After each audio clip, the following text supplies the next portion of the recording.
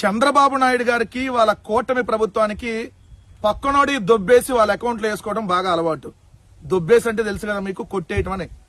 ఎందుకంటే జగన్ గారు తీసుకొచ్చినటువంటి ఏదైతే భోగాపురం ఇంటర్నేషనల్ ఎయిర్పోర్ట్ కి శంకుస్థాపన చేసి దాదాపుగా 56% పనులు జగన్మోహన్ రెడ్డి గారి హయాంలో పూర్తయినాయో దాన్ని ఈ రోజు చంద్రబాబు నాయుడు గారు క్రెడిట్ కొట్టేసేటటువంటి ప్రయత్నం చేస్తా ఉన్నాడు. ఈయనకు అలవాటే. కరోనాతో జనాలు అల్లాడిపోతున్న సమయంలోనూ వైసీపీ కకృతి రాజకీయాలు మానుకోవటం లేదు.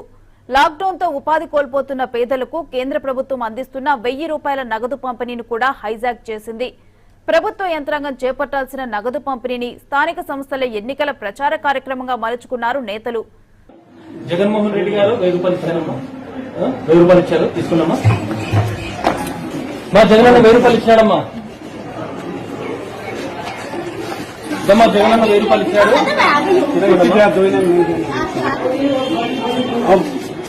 జగన్మోహన్ రెడ్డి 1000 రూపాయలు ఇయ్యా. ఎందుకంటే కరోనా వైరస్ వల్ల పనులు లేవు కాబట్టి ఇంటింటికి కార్డు 1000 రూపాయలు ఇస్తున్నాడు. ఏమన్నా ఓకే, సంతోషమే కదా.